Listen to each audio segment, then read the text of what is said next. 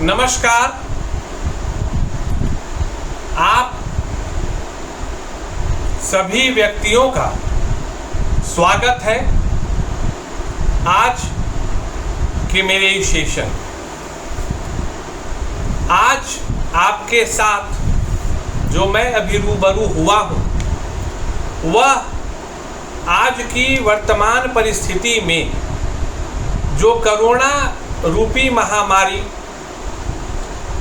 समस्त दुनिया में फैली हुई है उसके लिए आज मैंने सोचा कि आपके साथ क्यों न रूबरू हुआ जाए और आप लोगों को यह बताया जाए कि वस्तुतः हमें डरने की आवश्यकता नहीं। हम भयभीत होकर इस महामारी से अवसाद में जा सकते हैं, अनिद्रा की शिकायत हो सकती है और न जाने कितनी तरह की समस्याओं का सामना करना पड़ सकता है। जबकि वास्तविकता यह है कि अगर आप परहेज करें, अगर आप अनुशासन का पालन करें तो आसानी से आप इस प्रतिकूल परिस्थिति से हर संभव मुनासिब है कि आप अपने आप को इससे बचा पाएं। सबसे पहले तो मैं आप सभी लोगों को यह बताना चाहूँगा कि आज जो मैं आपके सम्मुख हूँ, मैं भी कभी कई लोगों के साथ इस महामारी का शिकार हुआ हूँ। मैंने भी वो परिस्थितियाँ झेली हैं, लेकिन लोगों के बताए गए, दिए गए चिकित्सकों के परामर्श, योग की विधियों और कई प्राथमिक उपचार के बल पर हम लोगों ने कोरोना पर विजय हासिल की। तो द मेन थिंग कि भाई हम खुद सफर्ड हुए हैं और तब मैं लाइव आपके पास आ रहा हूं और तब मैं यह वीडियो बना रहा हूं। वस्तुतः हर बुखार कोरोना नहीं होता है, हर खांसी कोरोना नहीं होती है, हर छींक कोरोना का लक्षण नहीं होता है। वस्तुतः ऐसा कहा जाता है कि ये सब भी कोरोना के लक्षण हैं, लेकिन यह बात नहीं है कि हर खांसने वाला व्यक्ति कोरोना का पीड़ित होगा या हर बुखार वाला व्यक्ति। तो सबसे पहले तो आप अनावश्यक जो आपके मन में भ्रम अथवा संशय की स्थिति है उससे अपने आप को निकालें। कई सहयोगी हैं, कई मित्र हैं जिनसे परामर्श होता रहता है। अगर हम इस चीज को समझ लें, इस बात को समझ लें कि भाई 6 फीट 8 फीट की दूरी होनी चाहिए, वार्ताओं के बीच में एक अवरोध जिसे हम मास्क कहते हैं होना चाहिए और अनावश्यक शारीरिक संपर्क नहीं हो, तो हम बेहद ही सरलता और बेहद ही आसानी के साथ इस प्रतिकूल परिस्थिति से भी निकल सकते। अब बात आती है कि भारतीय सभ्यता और संस्कृति में यह पूर्णतः संभव नहीं। कारण स्पष्ट है, आप बाहर नहीं निकलेंगे, बिल्कुल सही। लॉकडाउन का पालन करेंगे, बिल्कुल सही। घर में दूध वाला, राशन वाला, सामान वाला, कचरा वाला, कई ऐसे लूपहोल्स होते हैं जिससे कि आप न चाहते हुए भी इस बीमारी के संपर्क में आ जाए। लेकिन आपके अंदर एक विश्वास होना चाहिए, एक प्रयास होना चाहिए कि भूलवश अगर कोरोना के शिकार हुए तो कोई बात नहीं, लेकिन अनावश्यक हम इस महामारी के चपेट में नहीं। कोरोना मूलतः एक ऐसी बीमारी है और मैं बार बार कह रहा हूं कि व्यक्तिगत तौर पे मैंने पिछले वर्ष इस बीमारी को झेला है। तो यह न टीवी की बात है, न समाचार पत्रों की बात है, यह बिल्कुल मेरा व्यक्तिगत विचार है। व्यक्तिगत जो मेरी फीलिंग रही है मैं उसको व्यक्त कर रहा हूँ। मूलतः यह आपके थ्रोट और लंग्स पर अटैक करता है। मतलब एक तरह से कहा जाए तो श्वसन तंत्र पे इसका हमला। अब जिसके लिए 2 विधियां हैं जिससे हम इसका पालन कर सकते हैं। तो सबसे पहले विधि जिसमें आपको 1 भी रुपए खर्च नहीं करने, श्वसन तंत्र को मजबूत करने के लिए 3 योग आसन अगर आप करते हैं तो आप बहुत हद तक आप अपने रेस्पिरेटरी सिस्टम को कंट्रोल में रख पाएंगे और उस बीमारी से आपका शरीर लड़ता है। योग की विधि है जिसमें सबसे पहले हम अपने लंग्स को इनिशिएट करने के लिए इसे सबसे जो बड़ा अनुरोध है कि इसे धार्मिक तौर पर न देखकर इसको फिजिकल वर्क के तौर पर देखा है। आप मेरे द्वारा दिए जा रहे सुझाव को धर्म से नहीं बांधे, क्योंकि धर्म जो है ना एक है इंसानियत, ईश्वर एक है जो अदृश्य है, बाकी तो हम मनुष्य बना रहे हैं। नहीं तो ईश्वर कुछ और नहीं बल्कि शक्ति का एक रूप जो आपको शक्ति प्रदान करता है, वो किसी भी धर्म और मजहब में। और सवाल फिटनेस की है तो हमें उस प्रक्रिया को समझना होगा। तो सबसे पहले ओम का उच्चारण होता है। तो ओम का उच्चारण में आ उ म, ओम नहीं होता है, आ ओ म, आ ओ म। आप इस तरह से करें 5 बार।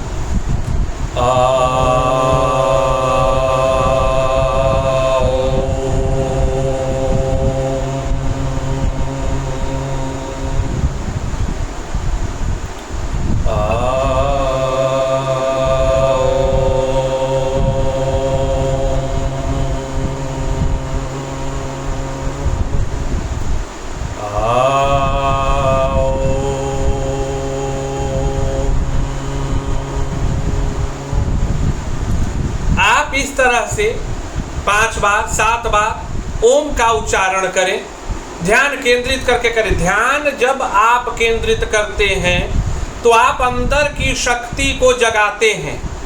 इसके मैं एलोपैथिक वाइज भी आपको बता रहा हूं, it is helpful for us. ये हम लोगों के लिए सहायक है किस चीज से बचने के लिए, अवसाद में जाने से बचने के लिए। एक ऊर्जा का संचार होगा।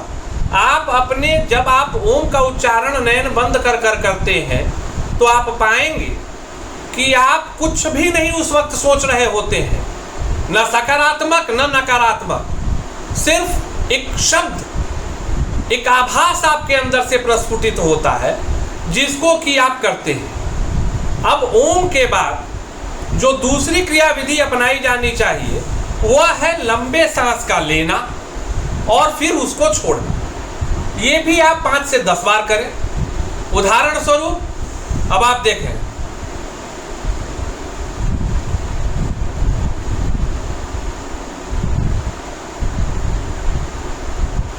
अभी रोक दिया है सांस,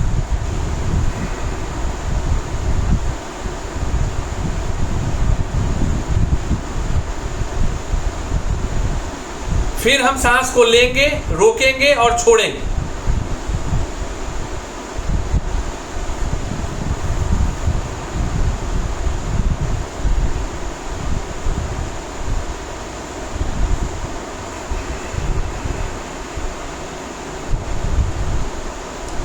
इस तरह से सांस को इनहेल करना है, स्टोर करना है, थोड़ा देर रोकना है और उसके बाद नाक से निकालना। कुछ देर यह करने के उपरांत फिर हम उस योगीय क्रिया की ओर आगे बढ़ेंगे जिसमें एक नाक के एक छिद्र से हवा लेनी है, फिर दूसरे से छोड़नी है, फिर उसी छोड़ने वाली छिद्र से हवा लेनी है और प्रथम से छोड़नी है। इसको भी आप 5 से 10 मिनट तक करते रहें।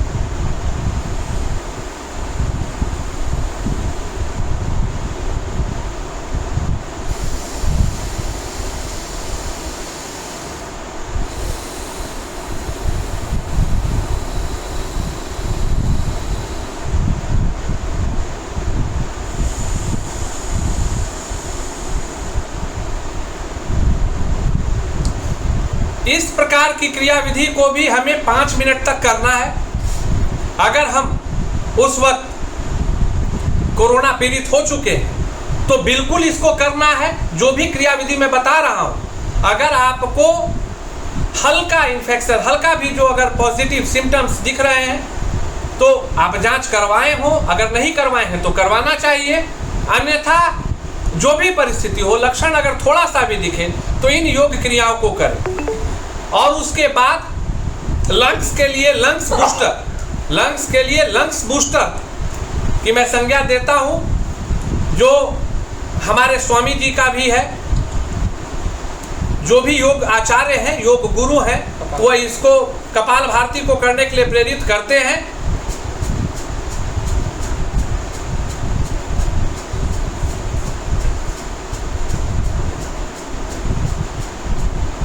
इस तरह से आपको कम से कम, चूंकि समय कम है, ज़्यादा लंबा नहीं किया जा सकता है वीडियो को, तो इस तरह से आपको कम से कम 100 बार का 5 बार, 6 बार, 7 बार, मतलब 15 मिनट तक करना है। और आप यह करके देखिए, जो मुझे देख रहे हैं वो करके देखेंगे तो इसकी फीलिंग को महसूस करेंगे। You will feel that definitely after doing और whenever you will start doing such kind of yoga, you will feel that your lungs is start, मतलब वो काम करना शुरू कर रहा है, इनिशिएट कर रहा है।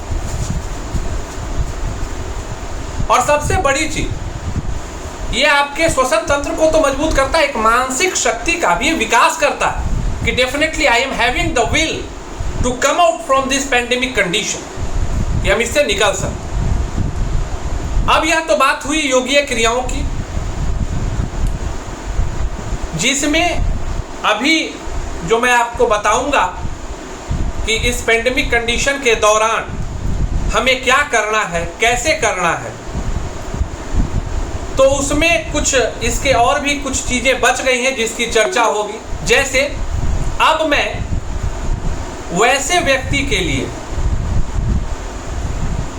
एक दिन की दिनचर्या, जिनका कोविड टेस्ट पॉजिटिव है, हल्का इन्फेक्शन है, वो घर में आइसोलेट है, तो उनके एक दिन के शेड्यूल की मैं चर्चा करने जा रहा हूं। सुबह जब आप उठें, नित्य प्रतिदिन के जो कार्य हैं उसको करने के उपरांत 1 गिलास गुनगुना पानी आपको पी लेना है। पानी पूरे दिन भर गुनगुना ही पीना है, जब तक कि आप इस बीमारी से निकल नहीं जाते। गुनगुना पानी पी लेना है। उसके बाद 15 मिनट के बाद आपको यह जो मैंने योग की क्रियाएं बताई, सबसे पहले उन क्रियाओं को करना है। फिर 10 मिनट के उपरांत जब आप योग की क्रियाओं को कर लेते हैं तो आप अति ऊर्जावान अपने आप को महसूस करेंगे। फेफड़ों में हल्की सी हल्काहट, इजीनेस का आपको फील होगा। उसके बाद आप काढ़ा का सेवन करें। काढ़ा मतलब है क्या? दालचीनी, गुड़, गिलोय, अश्वगंधा, जितने भी प्रकार के आयुर्वेदिक औषध हैं जो आपको अतिरिक्त ऊर्जा दे सके, उन सभी चीजों का आप सेवन करें। काढ़ा का सेवन करें। काढ़ा के सेवन के पहले या बाद में आप 1 गिलास गुनगुने पानी में बिल्कुल 1 नींबू निचोड़ लें और नींबू पिए, क्योंकि जो नींबू पानी है यह विटामिन सी के कमी को दूर करने में सहायक होता है। उसके बाद फल वगैरह खाना है। फल वगैरह खाने के उपरांत दिन में 3 बार, काफी आवश्यक है यह, कम से कम 3 बार आप अपने ऑक्सीजन लेवल को जांचें, आप अपने पल्स को जांचें और टेम्परेचर, तापमान को देखें। ये सभी चीजें कांस्टेंट होनी चाहिए। अगर बहुत ज्यादा उतार चढ़ाव, वेरिएशन देखने के लिए मिलता है तो तुरंत आपको अपने नजदीकी अस्पताल या जो हॉस्पिटल्स हैं जो प्रोवाइड कर रहे हैं उनके संपर्क में चला जाना चाहिए। लेकिन अगर सब कुछ नॉर्मल है तो अनावश्यक तौर पर आपको कहीं दौड़ने की आवश्यकता नहीं है। You need not need to run here and there कि ऑक्सीजन चाहिए। भाई 90 तक में नहीं चाहिए। 95 लोग बोलते हैं 90 तक में नहीं चाहिए। बिल्कुल आप योग करके, लंग्स थेरेपी करके, जो मैं योग की विधि बता रहा हूँ 91, 92, 93 कर लेंगे। ना हो कभी दिक्कत हो किन्हीं को तो एक राय देकर देखिए, आदमी को छाती के बल उल्टा लिटाइए, 10 मिनट रखिए, ऑक्सीजन लेवल चेक कीजिए, बढ़ेगा। योग करवाएंगे, वो प्रक्रिया अपनाएंगे, निकलेंगे। हाँ 90 से नीचे डर है, 90 से नीचे डर है। और 95 से ऊपर वाले को तो डरना ही नहीं है, बिल्कुल नहीं डर, नो नीड टू वरी। अब उसके बाद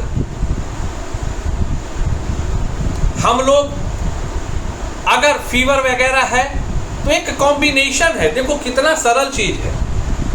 मैं तो सामान्यतः फील करता हूं कि कई लोगों से बातचीत होती है तो सामान्यतः ऐसा पता नहीं, ये एक मिथ्या है या भ्रम है मेरे लिए, लेकिन मुझे लगता है कि विटामिन डी की जो डिफिशियंसी होती है ना, वो कोरोना पे प्रभावी होता है। कोरोना उसी पे प्रभावी होता है, मतलब उस पर तो होता ही होता है। क्योंकि सामान्यतः मैं ऐसा पा रहा हूँ, मुझ में भी था, कुछ दिन पहले ही उस वक्त निकला था विटामिन डी में डिफिशियंसी, बाद में कोरोना हो।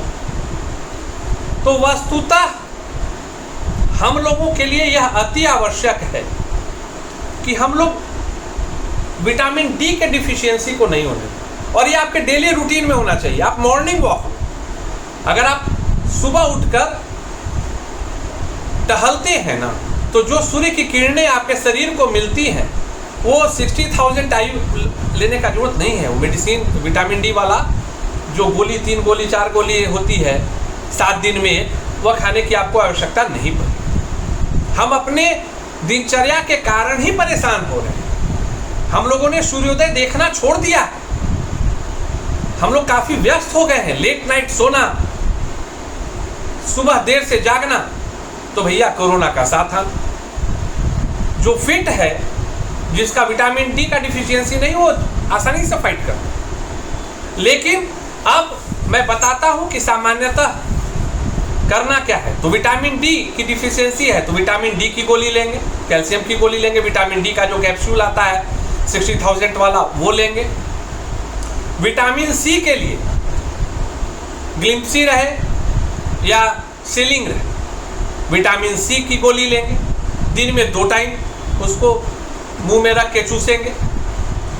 विटामिन सी के साथ जिंक की एक गोली भी लेंगे, ये एक दिन में ये लेना है। विटामिन डी सप्ताह में 1, विटामिन सी की गोली दिन में 2 बार, जिंक की गोली 1 बार।